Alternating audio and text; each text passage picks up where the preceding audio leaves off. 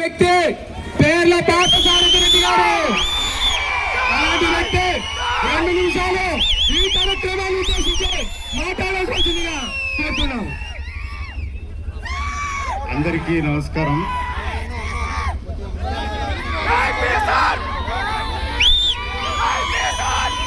అందరికీ నమస్కారం.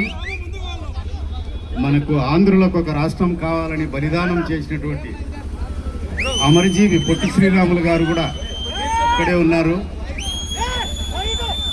మన రాయలసీమకు ఎనలేని కీర్తి ప్రతిష్టలు సాధించి పెట్టినటువంటి సరస సంగీత సాహితీ సమరాంగన సార్వభౌములు శ్రీకృష్ణదేవరాయలు గారి మహాశైలు విగ్రహం అక్కడ ఉంది. మీ అందరి సమక్షంలో పులివెందుల పట్టణ ప్రజలకు అందరికీ నేను హృదయపూర్వకంగా నమస్కరిస్తున్నాను.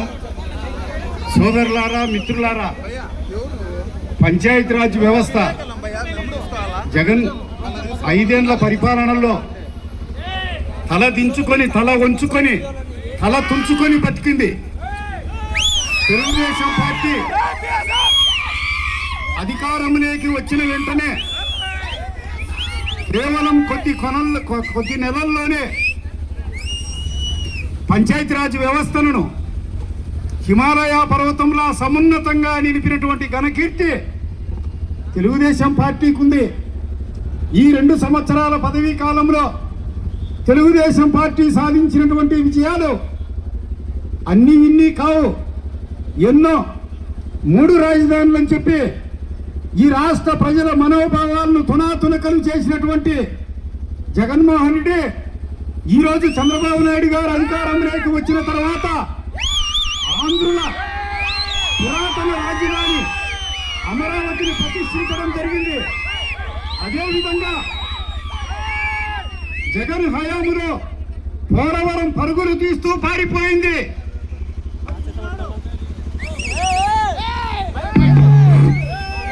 మరి ఈనాడు పోలవరం 2000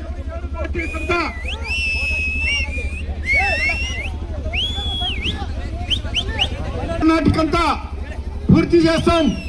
అదేవిధంగా ఉపాధ్యాయులకు పోస్టులకు డిఎస్సి ప్రకటించినటువంటి ఘన కీర్తి, మహిళలకు 3 గ్యాస్ డ్రమ్ములు ఇచ్చినటువంటి ప్రజ్ఞా పాఠవాలు, ఉద్యోగస్తులకు నెల జీతాలు ఇచ్చినటువంటి పరిపాలనా దురంధరుడు చంద్రబాబు నాయుడు గారని మీకందరికీ సవినయంగా నేను తెలియజేసుకుంటున్నాను. అదేవిధంగా గతంలో పంచాయతీరాజ్ ఎలక్షన్లు, మున్సిపల్ ఎలక్షన్లో ఈ రాష్ట్రంలో ఒక్క నామినేషన్ కూడా వేయకుండా దౌర్జన్యమైన పద్ధతుల్లో గుండాగిరి చేశారు. ప్రజాస్వామ్యాన్ని పొడిచి చంపారు. అటువంటి విపత్కర పరిస్థితుల్లో సమర శంఖం పులివెందుల నియోజకవర్గ పట్టణ ప్రజలకు స్పష్టంగానే వినపడుతుందా అని ప్రశ్నిస్తున్నారు.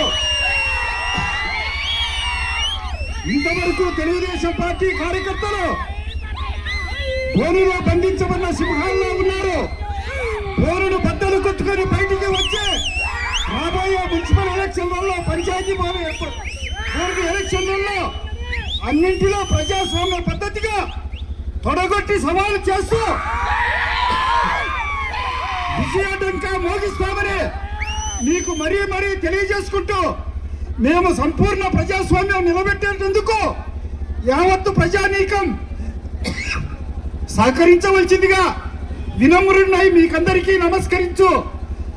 నాకు ఈ అవకాశం ఇచ్చినటువంటి అందరికీ హృదయపూర్వకంగా ధన్యవాదాలు తెలియజేసుకుంటూ సెలవు ఇప్పించవలసిందిగా కోరుకుంటున్నాను. జై తెలుగుదేశం, జై ప్రపంచం మెచ్చిన